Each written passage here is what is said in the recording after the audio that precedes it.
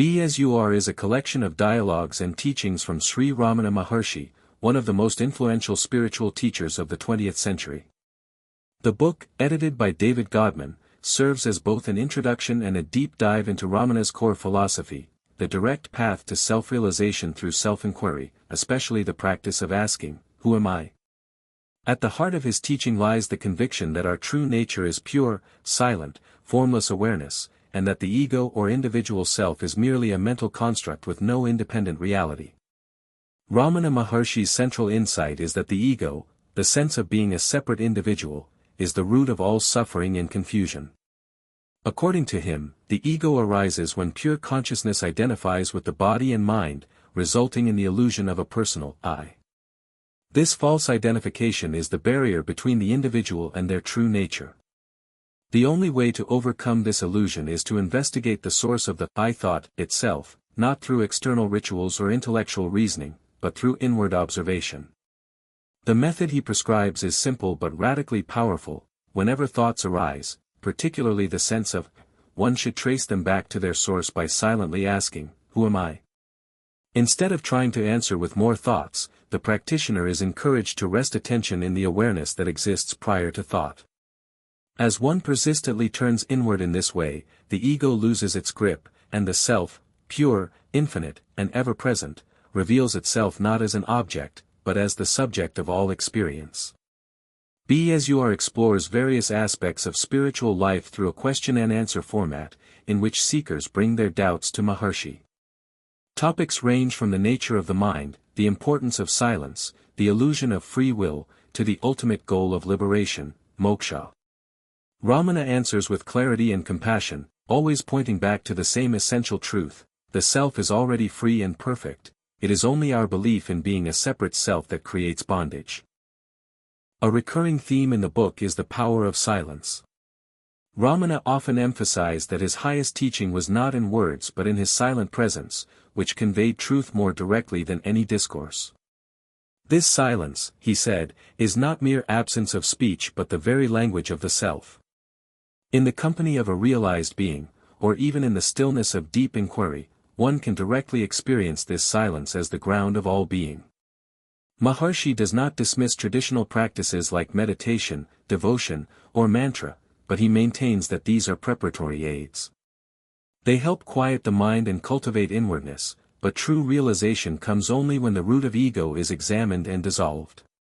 Even devotion, he says, becomes complete when the devotee and God merge into one, when the sense of I dissolves and only being remains. The book also addresses the illusion of doership.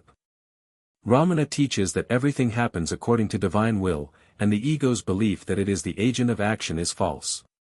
Letting go of the need to control or manipulate outcomes frees one from anxiety and leads to natural surrender. This surrender is not passive resignation but a vibrant, peaceful alignment with reality as it is. Throughout Be As You Are, Ramana speaks with simplicity, never indulging in philosophical complexity or spiritual glamour. His teachings are stripped of superstition and metaphysical speculation. Instead, they are grounded in direct experience.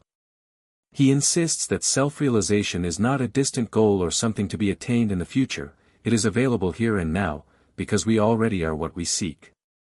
The only obstacle is the mind's tendency to look outward instead of inward.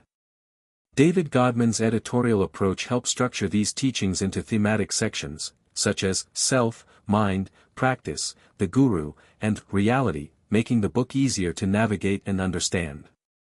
While the material can be dense, it's delivered in a way that rewards patient reading and contemplation. For many, even a few sentences can ignite deep insight. One of the most liberating messages of the book is that no change of life circumstances is necessary for awakening. One need not renounce the world, adopt a new identity, or wait for perfect conditions. Realization arises not by adding anything but by subtracting illusions.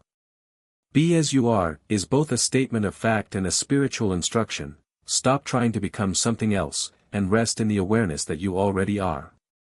Ramana's teachings continue to resonate because they bypass dogma and directly address the universal human experience of seeking meaning, peace, and freedom. His clarity cuts through complexity, offering a direct route to self-understanding that doesn't rely on external authority or belief systems. Whether one comes from a religious, philosophical, or skeptical background, the insights in Be As You Are remain powerfully relevant. The book ends not with grand declarations, but with the same quiet certainty it begins with, that the true self is eternal, unchanging, and ever-present. To realize it is to see the end of fear, desire, and separation.